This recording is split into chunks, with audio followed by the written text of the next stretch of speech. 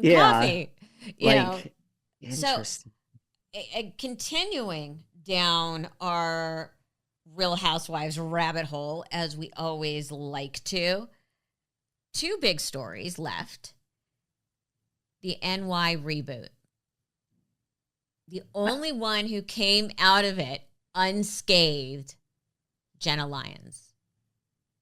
This one, like, I'm more interested in this story than, I mean, if you think about it, like, I mean, that was shocking. I mean, to me, that was shocking when they decided they were just going to reboot a whole franchise. Yeah. This one is actually the most shocking to me. Like, I'm more, and I just think, like, the bigger implications of, like, what does this mean? I mean, there's a lot of other franchises that I think could use a whole complete reboot.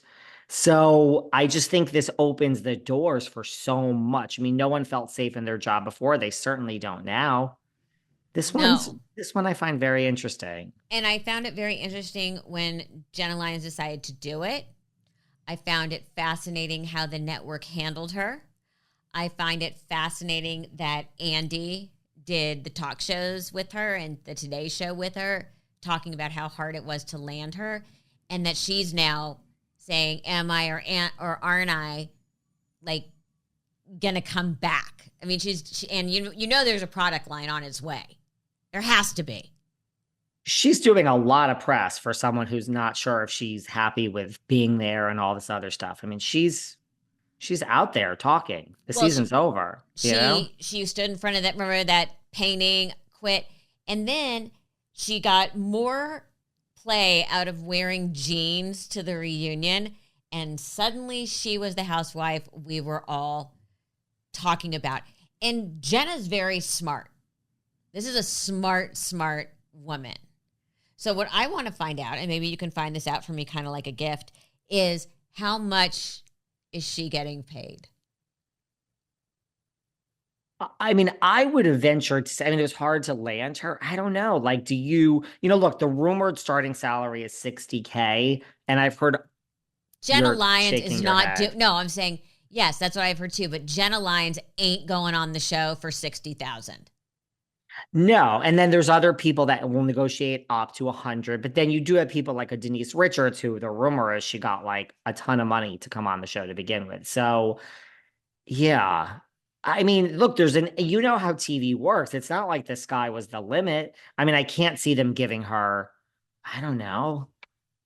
Well, I don't know. this was a big deal for Andy. As was another big deal was what we called the reality reckoning, which was the 6-month research, interviews, Bethenny, lawsuits or lawyer letters or surrounding a Vanity Fair piece that they called Reality Reckoning that they thought was going to take down Andy and Bravo. And I found the article to be a whole lot of nothing. I I was mean, very disappointed.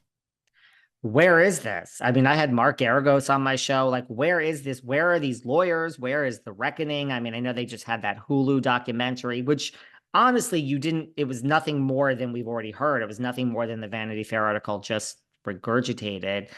Where is this? Like, where have you heard about any reckoning lately? No, and I think one of the biggest problems was they couldn't get anybody who's a current cast member to go on the record. And that's a big problem for the reality Yeah. reckoning.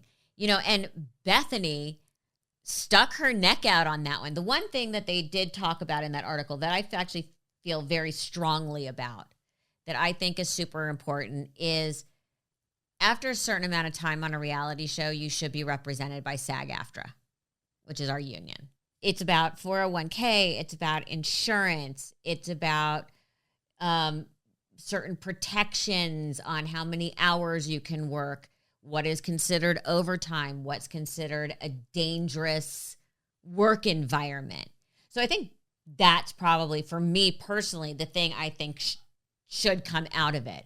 But I was so disappointed. I was like, couldn't wait for the article. And I was like, meh. Yeah. I mean, there is this rumor out there also that they contacted Bethenny for that article, like they did, Jill and all these other New York housewives a lot of them were in it, and that this is just another rumor that Bethenny heard this because, it was so many months in advance and was like, oh, I'm going to do the reckoning, not Vanity Fair. And that she then launched her reckoning only because she got a call to be a part of this article like everybody else. And she just said, oh, I'm going to lead this movement and be the face of it. I don't know if that's true, but let me ask you, Melissa, if you're sitting home and you're Bethenny Frankel and your phone rings and this is presented to you and you say you want to be, you don't think that it's possible that Bethenny said, oh my God, this is my movement, screw Vanity Fair? Remember, I had dinner with Bethenny right before the article came out. Yes. And she said that they reached out to her. And I can't say which is which, but Bethenny was very passionate about what she was saying, and that was in person. This wasn't like there was not a camera around. She really feels like there's so much that isn't seen and so much that goes on behind the scenes and so much manipulation of people. I found her very genuine in saying this has to stop. I think if Vanity Fair hadn't reached out to her, she would not have become the face of it. And I'm not sure how much of it was pre-planned by her in, woo, I get to become the face of it. Other than I felt she was very genuine in what she was saying. And she really felt like not that she wasn't taken advantage of, but the ones that don't have as much power as her were taken advantage of.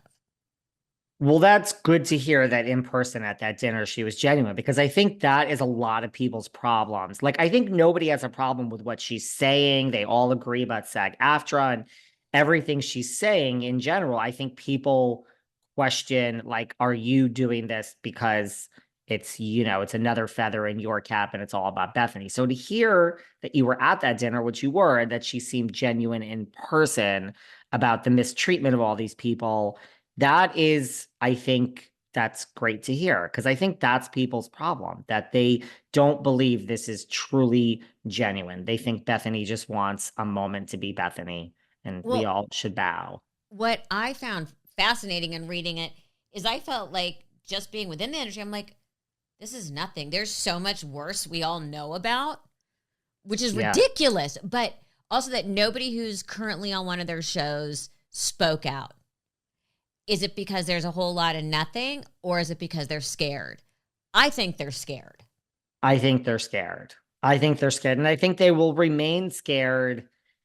Just look at, there is a difference between a reality TV star and a actor or an actress. It's just, I mean, most of them are scared too, but there's not like 99%. I think everyone in reality TV is just like, let me hold on for dear life as long as I can. Yeah, I think they're scared. I don't see that changing anytime soon.